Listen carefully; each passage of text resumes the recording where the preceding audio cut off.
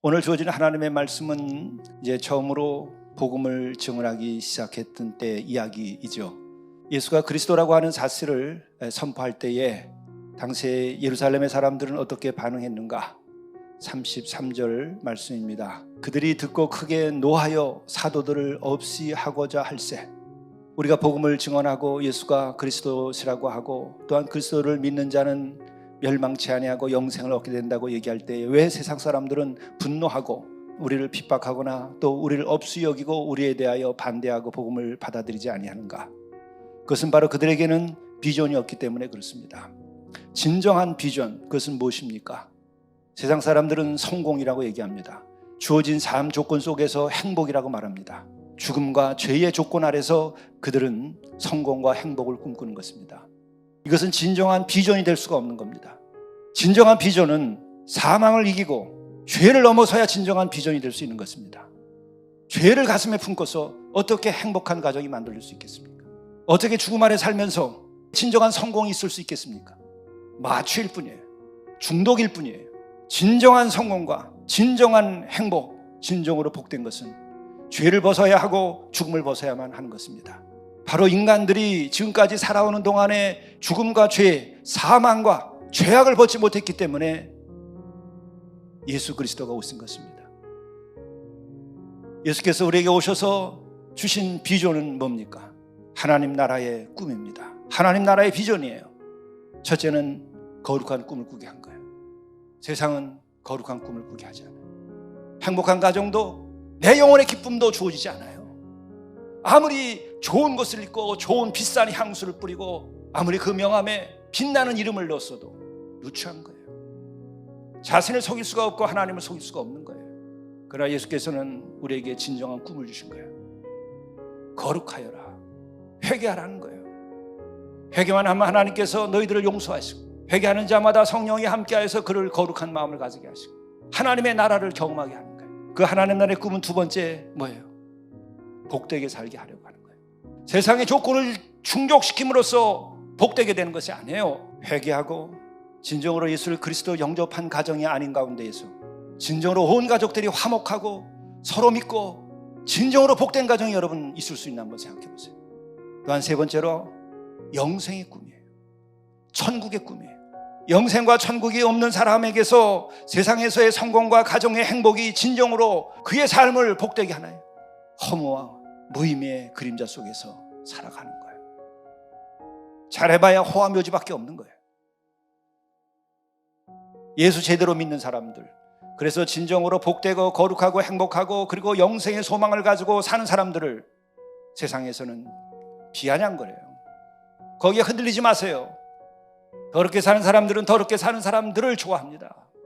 악한 사람들은 악한 사람들을 좋아하게 되어 있어요. 악마는 악마를 좋아하는 거예요. 그래도 가말리엘이라고 하는 율법교사가 아주 훌륭한 이야기를 해요. 바리새인 가말리엘은 율법교사로 모든 백성에게 존경을 받는 자라.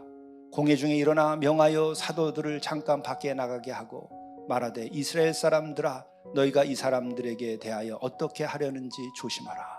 이전에 드다가 일어나 스스로 선전함에 사람이 약 400명이나 따르더니 그가 죽임을 당함에 따르던 모든 사람들이 흩어졌고 그 호족할 때에 갈릴리의 유다가 일어나 백성을 꿰어 따르게 하다가 그도 망한즉 따르던 모든 사람들이 흩어졌느니라. 이제 내가 너희에게 말하노니 이 사람들을 상관하지 말고 버려두라. 이 사상과 이 소행이 사람으로부터 났으면 무너질 것이요 만일 하나님께로부터 났으면 너희가 그들을 무너뜨릴 수 없겠고 도리어 하나님을 대적하는 자가 될까 하노라. 진정한 율법주의자는 하나님을 경외하는 거예요. 가말리엘은 당대의 최고 가는 율법교사답게 하나님을 두려워하는 자예요. 하나님을 아는 자예요. 아직 예수를 그리스도로 영접하지 아니했지만 그는 하나님을 두려워하는 자였기 때문에 이와 같은 이야기를 하는 겁니다. 그런데 그 결과는 어떻게 됐습니까? 2000년이 지난 오늘 우리는 예수를 그리스도로 고백하고 우리는 구원함을 받고 하나님 나라의 비전을 가지고 우리는 살아가는 거예요. 가말리엘의 이야기를 듣고 사람들은 그들이 옳게 여겨 사도들을 불러들여 채찍질하며 예수의 이름으로 말하는 것을 금하고 놓으니 사도들은 그 이름을 위하여 능욕받는 일에 합당한 자로 여기심을 기뻐하면서 공회 앞을 떠나니라. 예수를 그리스도로 진정으로 고백하지 아니하는 사람은 이 말을 이해할 수가 없어요. 그 이름을 위하여, 예수의 이름을 위하여 능력받는 일에 합당한 자로 여기심을 기뻐하면서. 무슨 말입니까? 능력받는 일에 우리 스스로가 택함 받았다는 거죠. 이 세상 사람들이 죽일 수가 없는 거예요. 이 세상 사람들에 의해서 살아가는 것이 아닙니다. 하나님의 말씀, 하나님 나라의 꿈을 꾸면서 살아가는 거예요. 스데반의 죽음은 어떻습니까? 그들에 대하여 분노하지 아니하였어. 저들이 무슨 짓을 하는지 모르기 때문에 참으로 불쌍하게 생각하며 용서해달라고 그런 거예요. 멸망시키려고 하는 것이 아니라 그들이 회개하고 주께로 돌아와서 구원받기를 원한 거예요. 이게 예수를 그리스도로 고백하는 사람들의 길이에요. 내가 도덕군자이기 때문에 그러는 거 아니고, 내가 도를 많이 닦아서 그렇게 되는 것이 아니고, 내 마음에 더 여유가 있고 심리학적으로 뭔가가 충족되어 있기 때문에 그러는 것이 아니에요. 그것은 심리학이나 사회과학이 이해할 수 없는 영역이에요. 영의 영역이에요. 성령의 역사심이 있기 때문에 가능하게 되는 거예요. 하나님의 나라가 내 안에 임하였을 때에는, 그때는 내 안에서 은혜가 쏟아지기 때문에 저절로 거룩한 향기가 나오는 거예요. 저절로 항상 기뻐하는 행복의 기쁨이 나오는 거예요. 세상 사람들이 그것이 못마땅한 거예요. 왜 우리는 이렇게 어렵고 힘들고 우리는 기쁘지 않은데 왜 너는 기뻐하냐? 너는 왜 웃냐? 너는 왜 불평하고 불만을 품지 않냐? 왜 저항하고 왜 남들에게 손가락질하지 하지 않냐? 너는 지금 불행하고 너는 가난하고 너는 어려운데 왜 행복해하고 왜 남들에게 돌을 던지지 않고 왜 가진 자에게 침을 뱉지 않냐? 못마땅한 거예요. 그러면 침을 뱉고 돌을 던지면 세상이 바뀝니까? 내가 바뀝니까? 돌을 맞는 사람이 바뀝니까? 침을 뱉어서 모욕받은 사람이 바뀝니까? 인간의 역사는 바뀐 일이 없어요.